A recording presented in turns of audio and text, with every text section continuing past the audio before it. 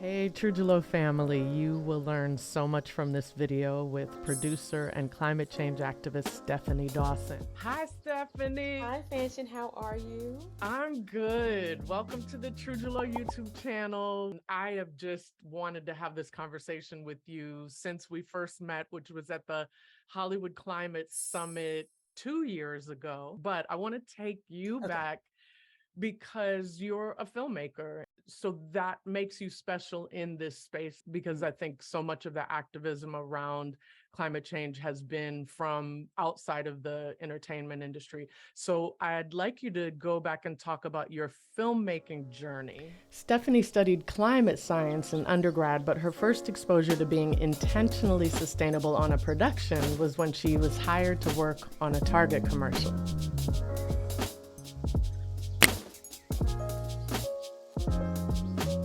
There's an Alison McLean, who's a director out of New Zealand. She had this Target commercial, and she was like, "Hey, would you want to work?" So I worked as her assistant on this Target commercial, and at the time, this has got to be like 2010 or 11. At the time, they had a directive that the show had to be green, had to be sustainable. So that was the first time I was introduced to sustainable practitioners. There was this team of two. They got these recycling and composting bins. They labeled them all. After we ate, I saw the guy put these long gloves on, and he went through the compost and made sure everything was properly separated. And then I watched them as then a compost hauler drove out to New Jersey and picked up the compost. And I was like, oh, this makes sense. Like, this is so interesting. And it's like, you can do both. I can work in film and I can do it sustainably. Then shortly after that, I did a movie for Glass Eye Pix, which Larry Fessenden directed. The movie was called Beneath. He was very much like, I really want this production to be sustainable. And I took that, I was the production coordinator. I took that to heart, and it was like, we set up recycling collection points. And then, when we were talking, it was a place where we were so remote that we had to take our own garbage out. So I found out where the local recycling place was. So whenever we take the garbage out, the PAs knew they had to do the trash run, and then they did the recycling run. It became something that when I go on a show, what can I do? What little thing can I do to implement it? There's a show I did called Holiday Rush, which was a Netflix production. The producers of that movie really wanted that to be a sustainable production. They bought our water bottles, and they were very clear, like, everybody who joins needs to have a water bottle. So the production team were the ones giving out the bottles. And then I was like, well, let's take it one further. I got a compost container, because I was working in production, so I was in the office. So every meal, accounting, the art department coordinator, production, the 10 or 15 people that were in that office, I was like, hey, you can put your stuff in the compost. And then I would just drop it off at this, in New York City, there are different green markets that happen at different points. So it was enough that I could just personally take it over to the compost. And then I worked at Courageous, which is a branded content agency. It's a affiliate of Warner Media. After a while of seeing people just throw their banana peels away, I brought in my compost bin and I put it in on, I just didn't say anything. I just put it on in the kitchen.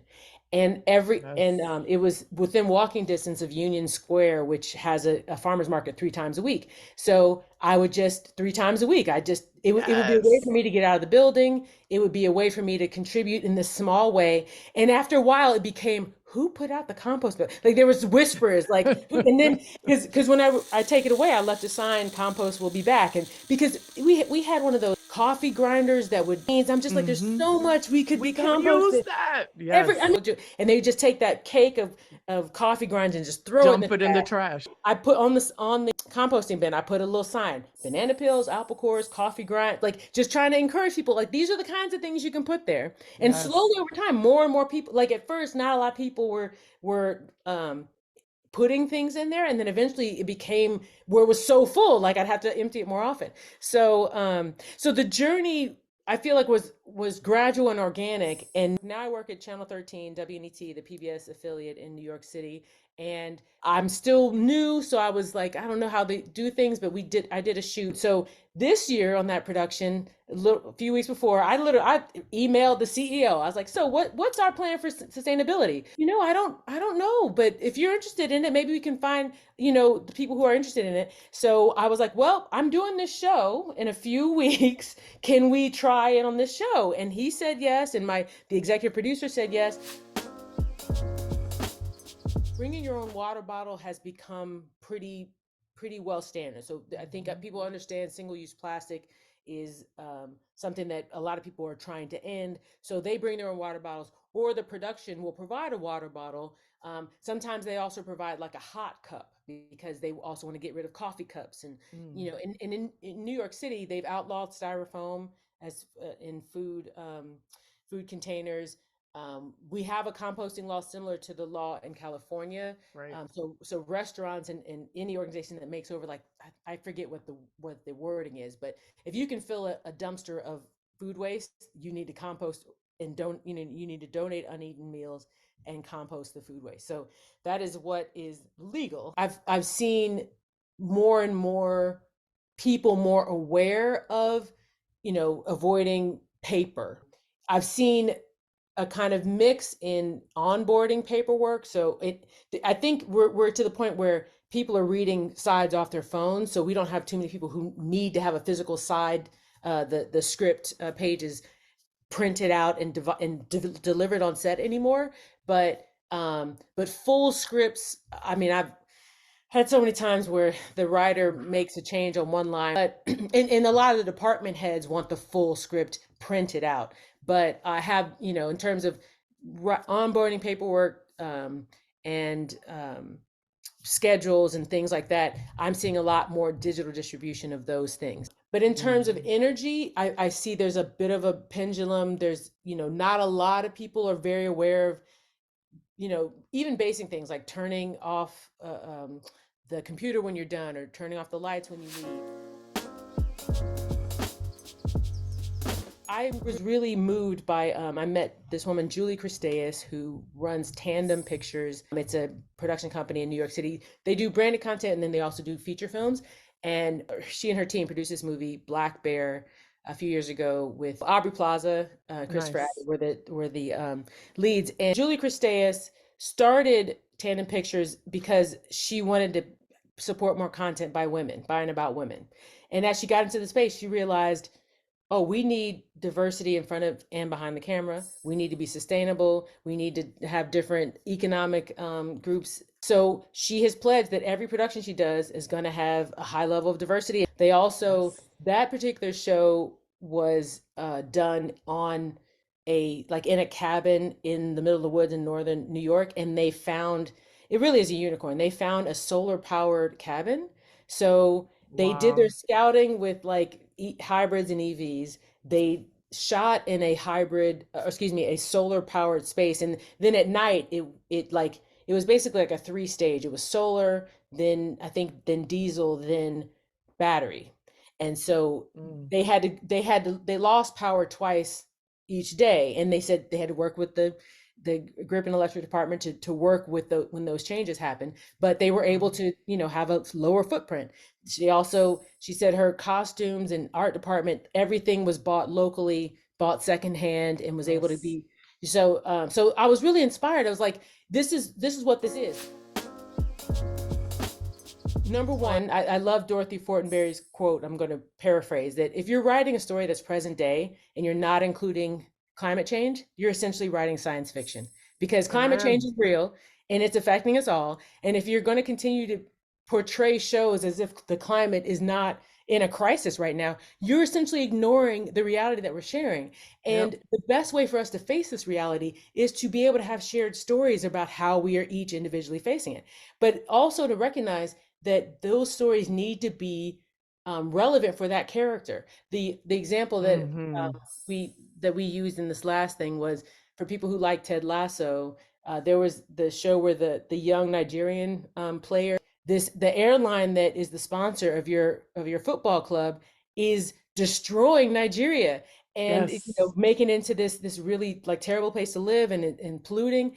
And the young man had to spend some time to figure out, while he's getting paid and he's a star of this particular football club, and that sponsor wanted to, put him on a pedestal. There was a personal, he had something to lose there if he decides to Yes. not, promote them. But he was like, you know what, I can't do this. This is affecting me. This is affecting my home. When we finally met in person was at the Good Energy Stories playbook Yes.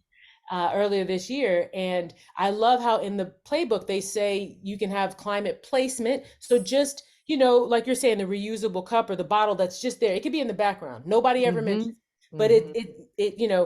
there's this great talking about the psychology of it. Like the brain science that happens when we're seeing a story and we're interacting with everything on the screen. So it doesn't need to be, a blaring sign, save the earth. Like it can be just examples of other kinds of materials. I actually wore this is a 4 days outfit. This 4 days is one of those companies where you can buy clothes from them and then you can recycle the clothes. You can either Love recycle it. clothes that you already have or their own clothes. So these are sustainable. Yes. I've decided, I was like, I gotta make sure that I represent for the sustainability.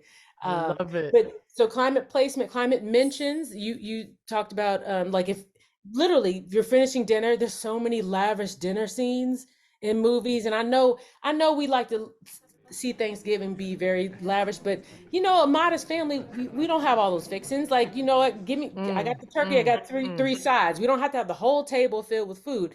So one is reducing the amount of food you see on TV, but then once the meal is over, show them composting some stuff, so Right. climate mentions, a plot or an element of the character that, that they actually, maybe they go vote, or maybe they go to the school meeting, or maybe they're doing a cleanup.